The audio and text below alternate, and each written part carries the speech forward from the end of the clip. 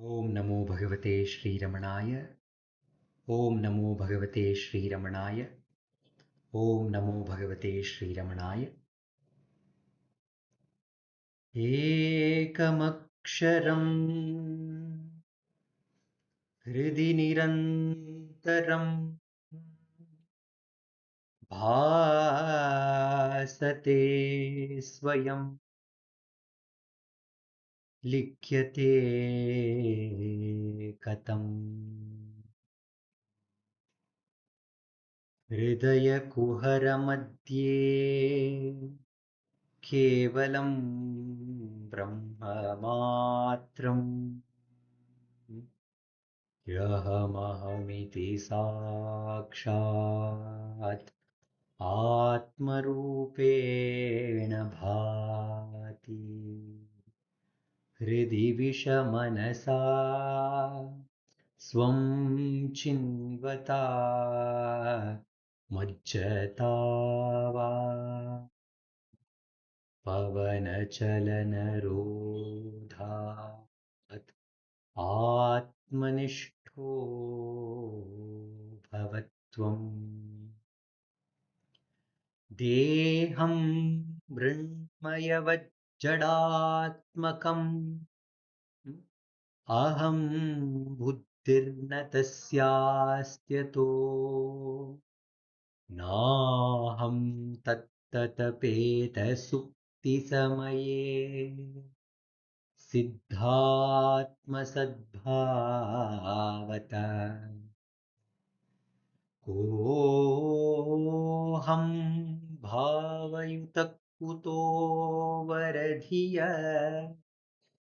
दृष्टात्मनिष्ठात्मना सोऽहं स्फूर्तितया अरुणाचलशिवः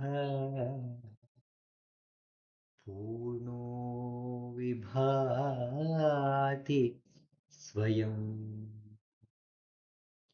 सोऽहं स्फूर्तितया अरुणाचलशिवः पूर्णो विभाति स्वयं। Namo Ramana. Offering our salutations to Ramana, who shines as the self in all beings, we will begin today's satsang. During this self-enquiry satsang, we have the meditation on the Ramana Gita by Dr. Sharda, Resident Ramana Maharshi Center for Learning. And also we will have the reading from the Upadesha by Bhagavan Ramana, and that will be meditated upon by Sri Dileep Simhaji. And we sit down for the self-enquiry meditation for a few minutes, and that concludes the satsang. Today, on behalf of Dr. Sharda, I am here to share the essence of Ramana's life and teachings as inspired by the same Ramana who shines as the self within each one of us. I was thinking of meditating on the special song. We have started the celebration of Pongal, which is called as Sankranti in Karnataka, and we have a song by Muruganar Swami. There are actually two songs by Muruganar Swami, where in one of the songs he Pongalo Pongalena Kure Pai. In that song, let us all enjoy, let us all sing Pongalo Pongal.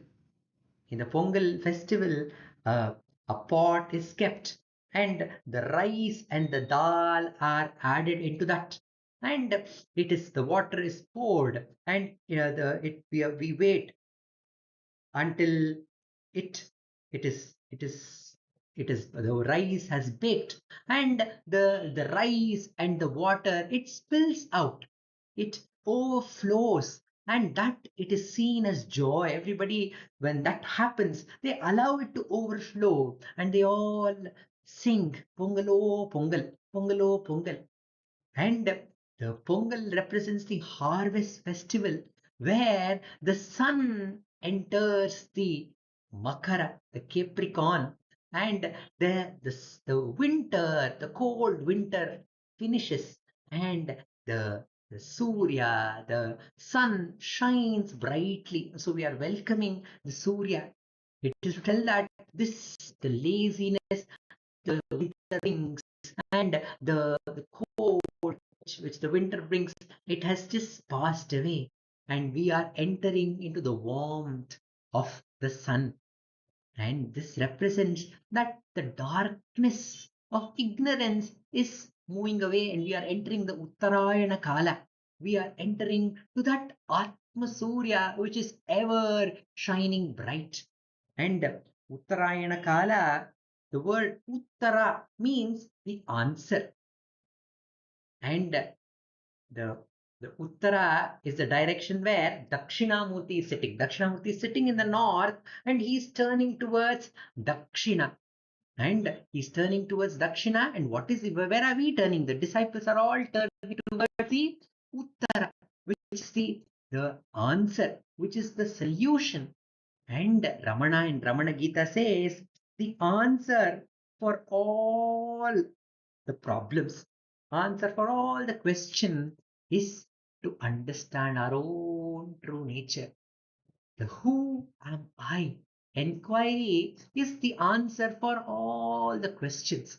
In one of the songs, Chal Arunachal, Ji Kameshwar ji says, Sab prashnon ka ek hi hal, चल अरुणाचल चल अरुणाचल सब प्रश्नों का एक ही हल चल अरुणाचल चल अरुणाचल सब जीवों का हृदय कमल सब जीवों का हृदय कमल चल अरुणाचल चल Arunachal the answer for all the questions.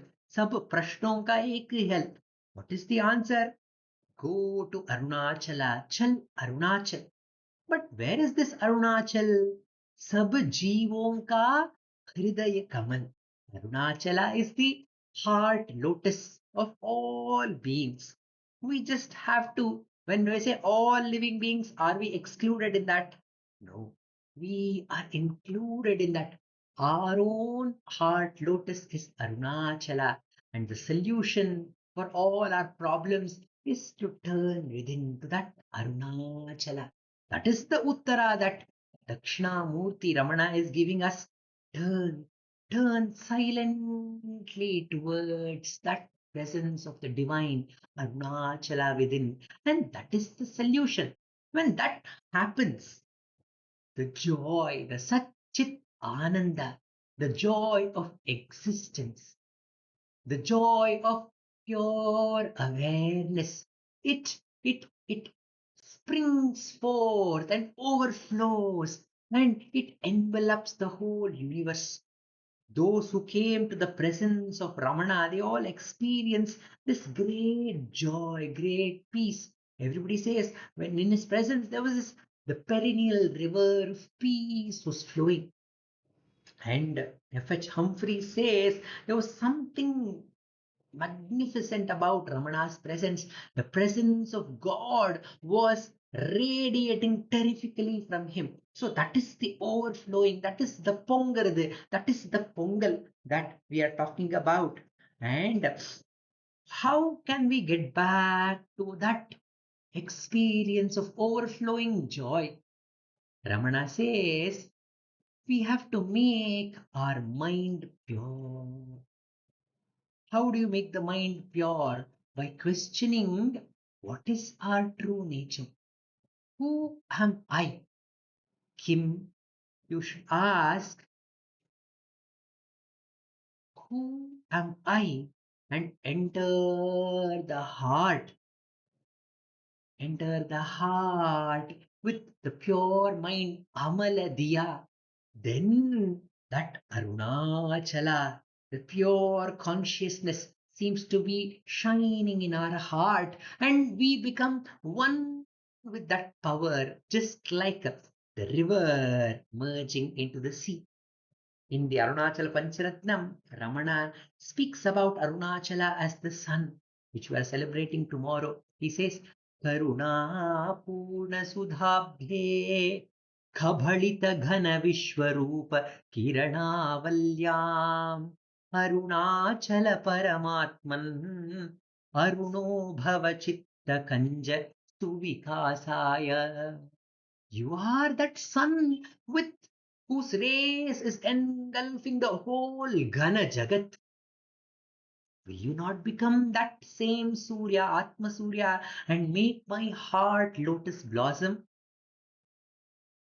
Then he continues, he says, you are the movie Chittiramam Iggallam Shemmalaye Ninpale உத்திதமாய் நின்றே ஒடுங்கிடுமால் நித்தியமும் நானென்றிதயம் நடித்திடுவையால் உன் பேர் தானிதயம் என்றிடுவர் தாம். Oh Arunachala, you are that screen.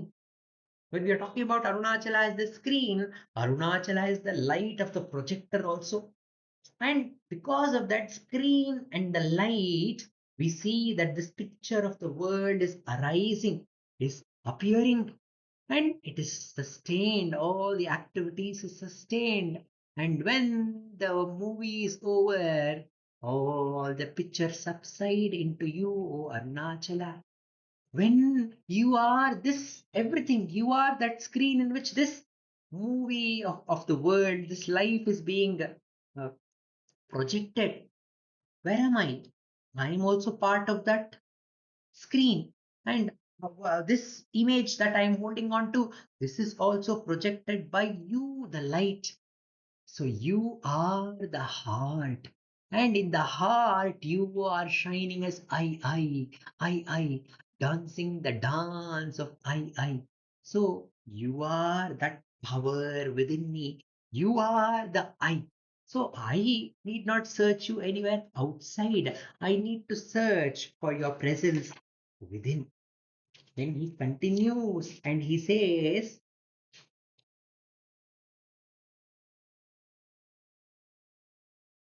Ahamiti Uta Ayatiti. From where does this I arising from? Ahamiti Kuta Ayatiti. Anvishyanta. Enter within. Anta means inside, into our inner cave. Anvishyanta. Pravishtaya Amaladiya. Enter with pure mind. Amaladiya Avagamya Swam Rupam. At that point of time, we will understand our own Rupam, Swarupam. अवगम्य स्वं रूपं शाम्यत्यरुणाचल त्वयि नधीवाब्धौ. When we enter the heart and abide there, we understand we are Arunachala. We become one with Arunachala, and we become one like the river ever flowing inside the ocean. When we see a river, if the river understands its whole journey, then it understands that every moment the river is being born. Every moment the river is being born, and every moment the river is merging into the ocean. And when we say of the perennial rivers like Ganga and Kaveri, they are ancient rivers. We see that they have been there from ages. They have been flowing all the time. They are ancient. We may think that the river is very old, but Ramana says if you go to the river, every moment it's new water. Every moment you have a fresh water flow. You can't take a dip inside the same old river. Every moment is a new river. Every moment you are having, you are taking bath in that freshness. So here when Ramana says we become one into that Arunachala, just like the river flowing into the ocean, we understand that we are not this body which is limited to time and space, but we are that river, that perennial river which is ever being born, which is ever fresh, which is Navana and ever very, very old, ancient, Sanatana and Shrestha. And we are ever merging into the ocean. We are not separate from the ocean. We are that ocean of Satchit Ananda, which is Apar Satchit Sukhavari Rashe. In that Apar Satchit Sukhavari Rashe are little lives which we think is so important. Oh my God, this I'm doing a great work which we are thinking. It's hardly the whole world itself is only a ripple. Yasyor Mimatra. It's only a very, very small ripple in that huge ocean of Satchit Sagara. We understand that to even reach the one of the planet in our own solar system, if you have to reach Mars, if you have to reach Moon, which you have to reach Jupiter or Saturn, the scientists say you need to spend like 8 years. You have to travel because we don't have that technology of moving in the speed of light.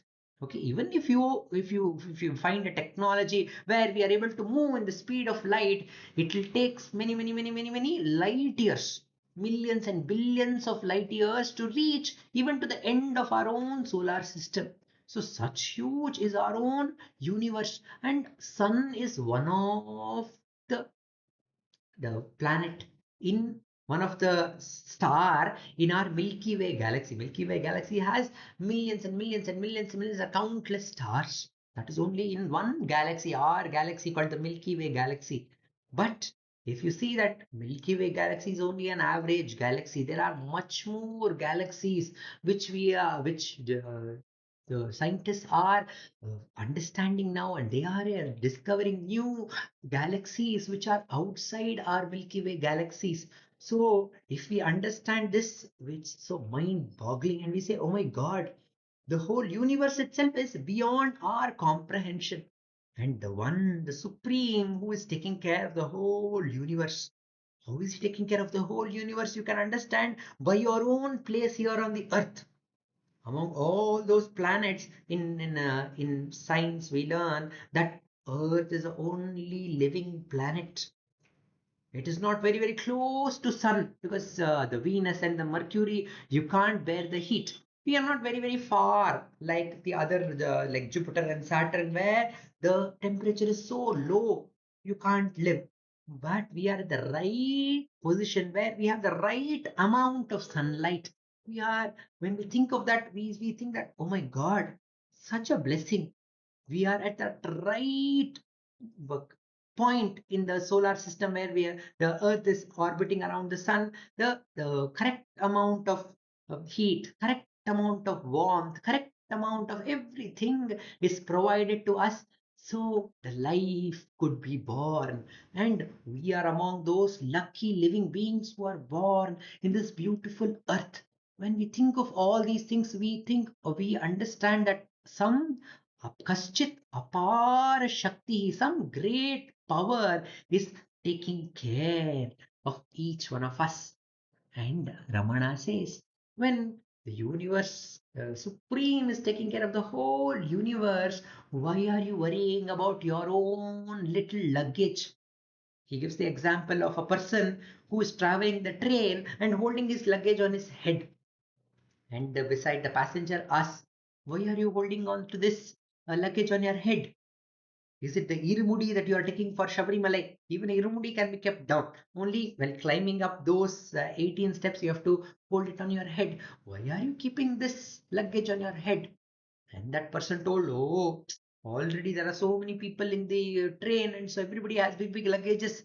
This train is carrying all this luggage. So I wanted to help the train. So I am keeping the luggage on my head. That is the situation we are all in. We are all like that, the foolish passenger who is trying to keep the luggage on their head.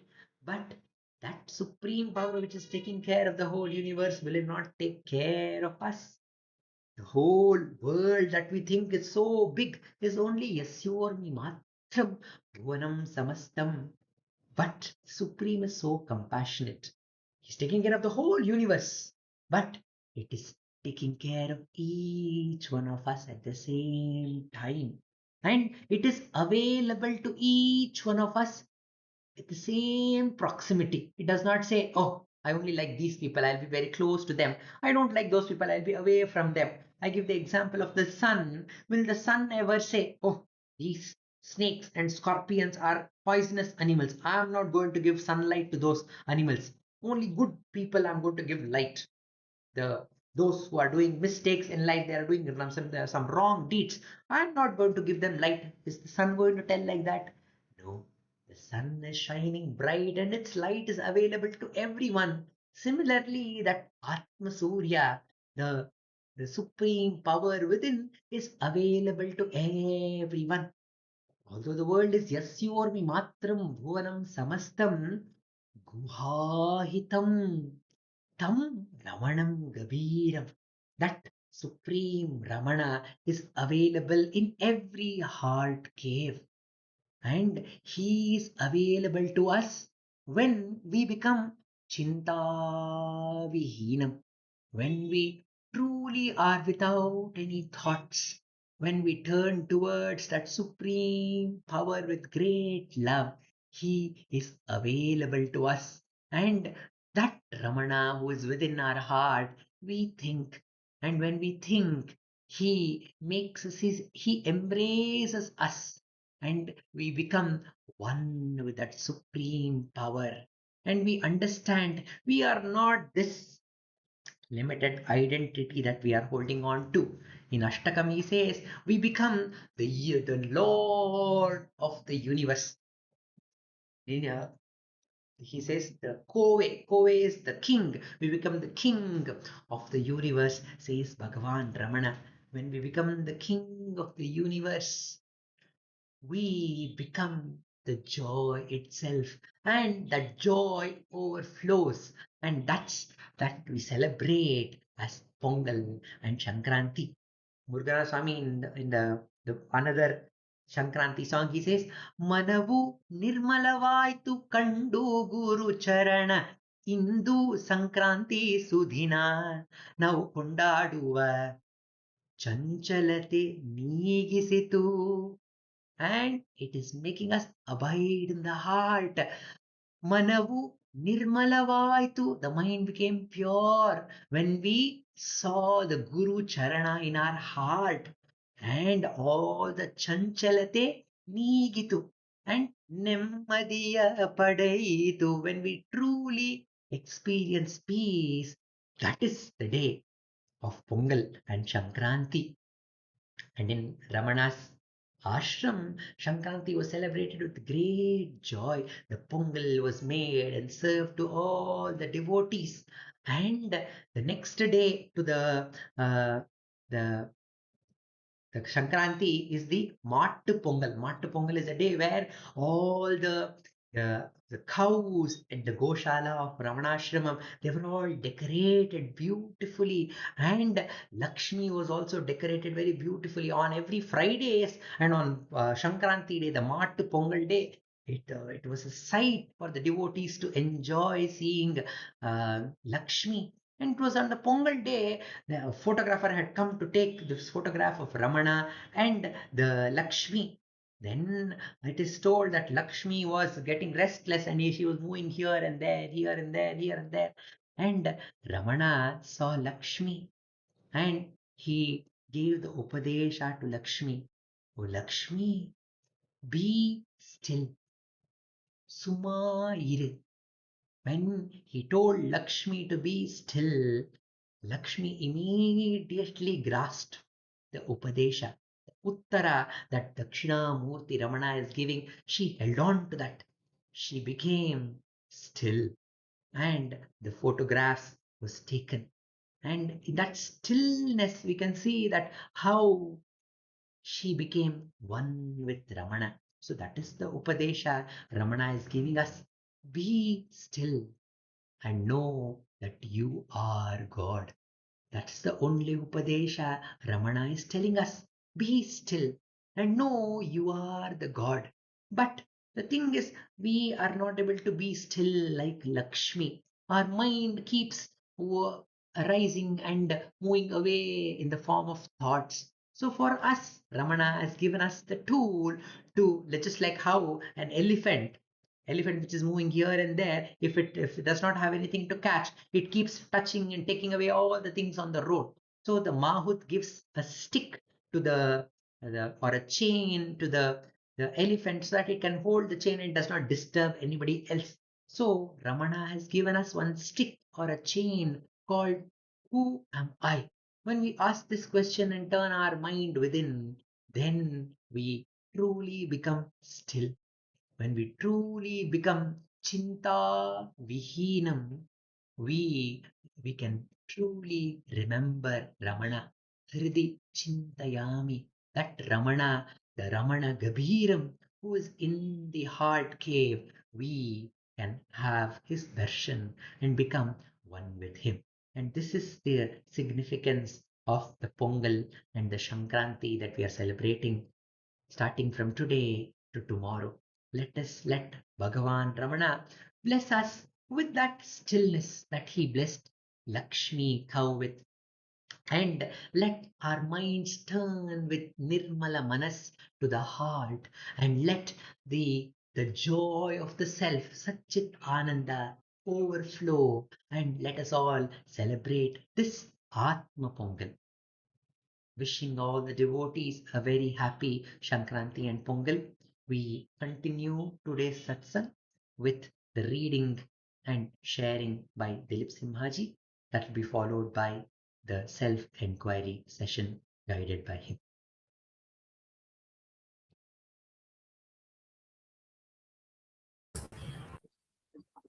Namo Ramana.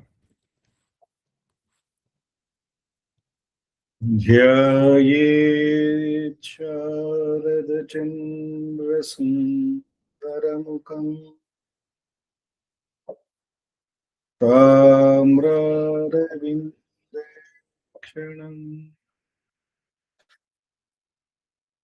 भक्ताभीष्टवराभयप्रदकरम्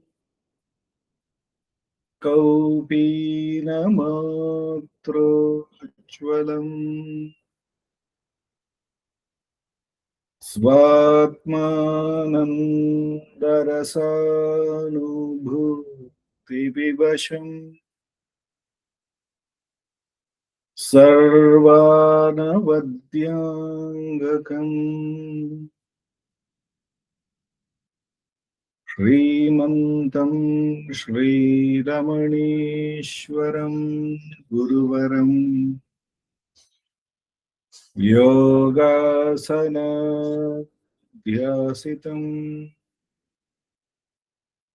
ध्यायेत् श्रीरमणीश्वरम् ध्यायेत् श्रीरमणीश्वरम्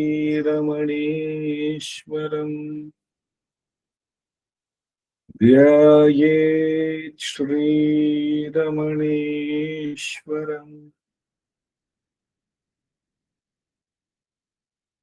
हृदयकुहरमध्ये केवलं ब्रह्ममात्रम्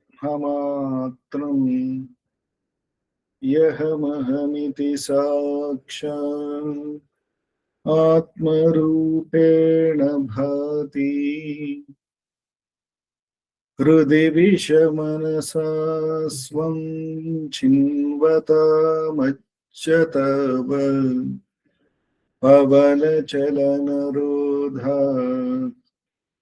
आत्मनिष्ठो भवति। We have been reading and meditating from the book Years in the Presence of Ramana, my master, written as a reminiscences by Mahakrishna Swami of his stay during with Bhagavan and how Bhagavan transmitted or taught Atma Vichara is something very beautifully written by Mahakrishna Swami, which has been edited by our founder president Sri A.R. Natarajanji. We are looking at the chapter called The Art of Dissipating the Illusion. A very important chapter. In the last chapter, we looked at how Bhagavan's teaching emphasized that the self is natural to every one of us. And in this chapter, Bhagavan is emphasizing what is that which is not making us recognize which is so natural. Though it is very natural, the self is natural to all of us. Why is it that we find ourselves difficult to recognize it and to remain as that?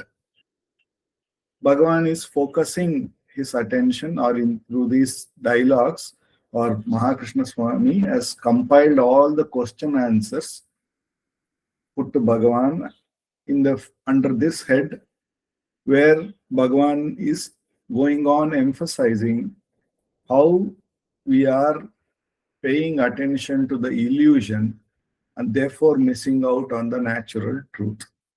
So here he has titled this as The Art of Dissipating the Illusion. In this follow-up question, a devotee asks, why does man feel separate from the supreme truth? Which is exactly where, if the truth is so natural, and because it is truth, it cannot become absent, cannot become false at any point in time. If it is such a supreme truth and it is so naturally available, why is it that I feel separate from it? What makes me feel something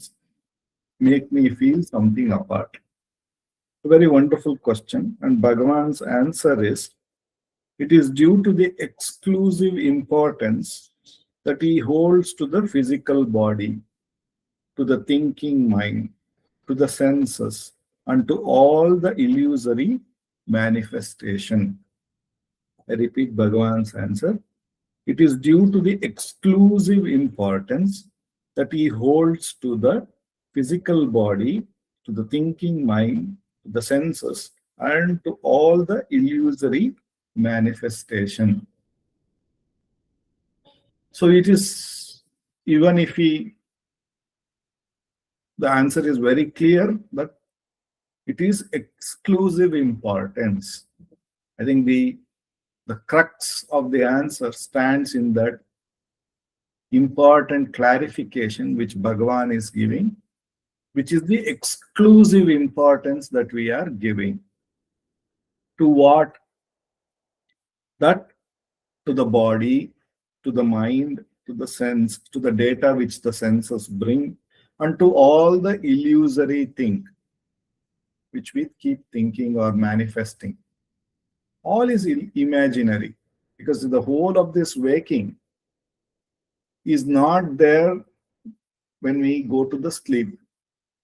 But in the waking, it appears so strong, it appears so real for us, including like the body, the festival, the whole of our presence, the presence of all this universe, everything appears so real in this waking state.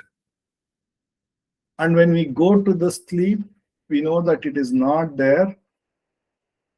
But at this point in time, this in the state of waking is where this also question appears.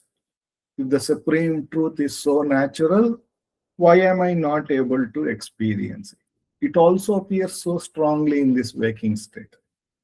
what is wrong with me, or what is that approach which I am taking, making me not recognize the unity with the Supreme Truth, but feel as though I am separate and I need to find the Supreme Truth. I do to do some sadhana. I need to do some effort. I need to know something. I need to understand something.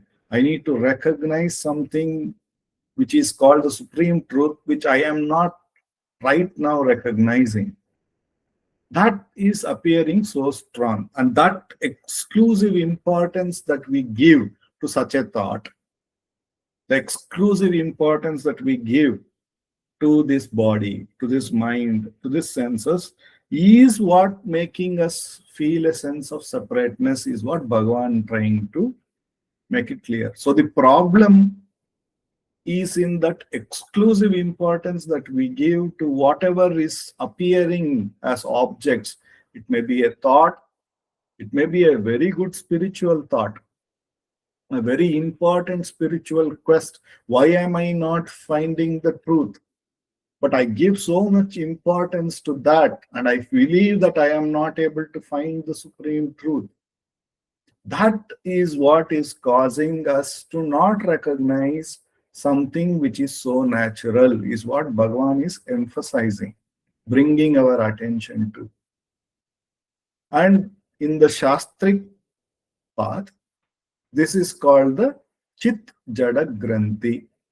This is where the pure being consciousness that we are get entangled with the thought, or entangled with the object that we are perceiving. That object may be a mental thought, an illusionary thought, it may be the body, it may be the data that is coming from the senses, and thinking that those senses are there. We have given reality to the body, we have given reality to the thought, we have given reality to the data coming from the senses, we have given reality to all the illusory thing, that the waking state, everything is there.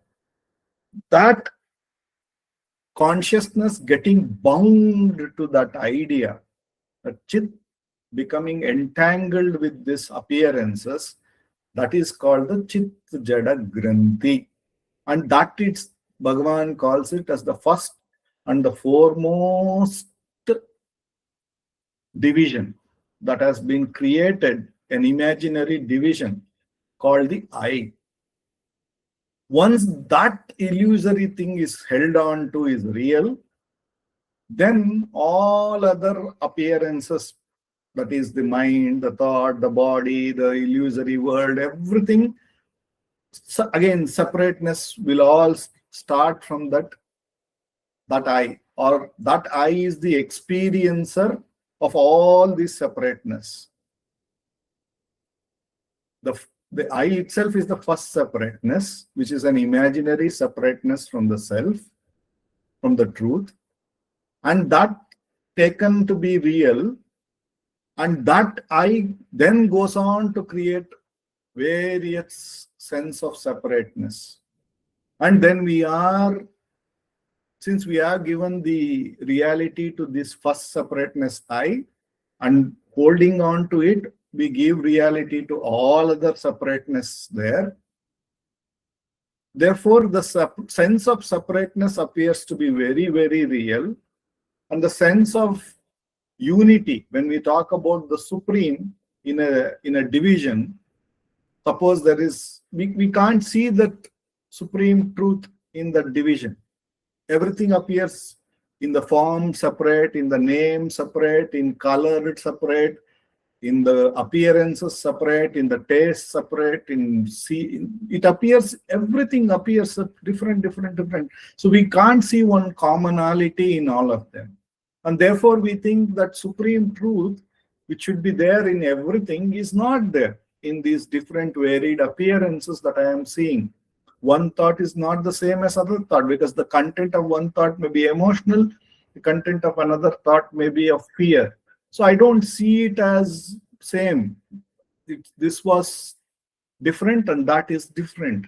So I don't see a sense of similarity because of the seer being the I, which itself is the Chit Jada Granthi, which is the imaginary entanglement, it is really not there. It is like an imaginary entanglement of the consciousness with whatever is appearing. And that entanglement is not real. That is why Bhagavan asks us, every time when any kind of entanglement happens, whether it is with the mind or with the body or with the sense data or the any sense of illusion, including this waking state, including this earth being there and we being there, all of it, he asks us to question, to whom is this? Then always the answer will come, whether it is of the thought, of the intellect, of the senses, or the illusion, or of the body. It's all for me. So he brings back the attention to the first and foremost imaginary division called the I. And then he asks us to inquire and to find out who that I is. And when we try to look at that I, we see there clearly there is the pure being consciousness, that is I am, and this imaginary thought or imaginary pain or a sense of pain and a thought, all being there separately, like a there, and they are coming and going, coming and going, coming and going, whereas this I am is there. And this entanglement, we see that when that entanglement happens, then it appears that this thought is for me, this pain is for me, this data is what I am seeing. But if I simply look at who am I and I look at the pure I am, I see that in that I am, there is no, that I am is not experiencing anything. It is not creating the body, it is not experiencing the mind, it is not experiencing the data of the senses, not the illusion. It is simply I am. And this entanglement of the consciousness with the thing which is transitory is, which I call it as I experiencing this thought, I experiencing this through the senses, I am having a body. That we see that it is really that entity is not there. And that recognition and that conscious recognition makes us feel that here and now the I am is free of all these passing by things, which all the illusory things which are coming and going. In fact, none of it is actually affecting the pure presence, the pure consciousness. This imaginary entanglement that I was creating as I is the real problem. And there we sense, we get the experience of the freedom that in reality, the truth is untouched and from all the illusory things that are rising and falling, like the waves appearing in the ocean and subsiding. But it is always the I am, the wave also got the reality from the ocean itself. Similarly, the thoughts also appeared real because of my own existence, my own consciousness. I could recognize it. So they really don't have a consciousness. They don't really have that existence. It is my existence which is appearing, like the water itself becomes the wave. The I am itself is becoming becoming reality of the thought, becoming the reality of the body, becoming, I feel that it exists because of my existence. I recognize it because of me being the consciousness. So the clarity comes when we inquire who am I, that the pure being consciousness is not touched, even though this entanglement happens, it is not touched. By the wave has not affected the I am. So this entanglement is just an imaginary bonding. And to that, if since I am giving a lot of importance, exclusive importance to that entanglement, all the problem seems to be real. In fact, that entanglement itself is imaginary. And when I recognize that imaginary thing, and when I recognize and remain as that pure being consciousness, then all this appearing and disappearing may come and go. And I see that I am here and now. In reality, the natural truth of I being the pure being there is untouched with it. And therefore, the illusion which this entanglement was causing is the only thing to be dissipated, which is to be removed, consciously attended every moment to be removed. We may do it during sadhana when we sit for who am I, but when we again leave it to indulge with the world activities and everything, that we are unconsciously tied up again with the thing. So tasmat jagrata jagrata. So the sadhana is important to ensure that this entanglement is observed. Therefore, Bhagavan says, no matter how many thoughts rise, you keep on inquiring to whom is this, who am I? The beauty of self-enquiry is that when we go back and again get back to this self and start recognizing our real nature, the less and less the mind will bind us to this illusion. And the more and more the mind becomes purer, as Ujwal was saying. And then the pure being consciousness seems to be there as the only experience. All the imaginary things, it may appear, it may not have the binding force like that it was having. And that is what Bhagavan calls it as manonasha. When the mind is no more binding us to whatever is appearing and disappearing, that is the real manonasha. The mind becomes like the moon in the daylight. It may be appearing, the thoughts may be coming, but the bright sunlight of I being the pure consciousness, pure existence, untouched by anything, becomes our reality with which then the sun has arisen completely, and then the moon loses its charm. And that is what Bhagavan is trying to say, that we need to practice through this self-inquiry.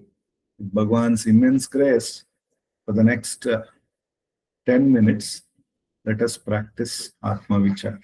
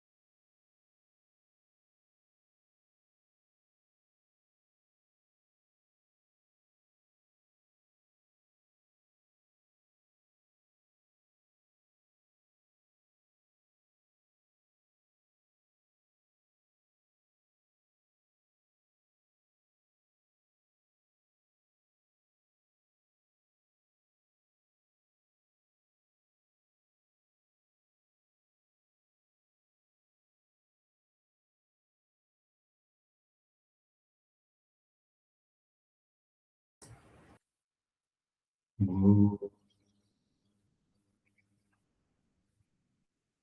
अपार सच्चित् सुखबारिराशि यस्योर्मिमात्रं भुवनं समस्तं गुहाहितं तं रमणं कबीर चिन्ताविहीनं हृदि चिन्तयामि चिन्ताविहीनं हृदि चिन्तयामि.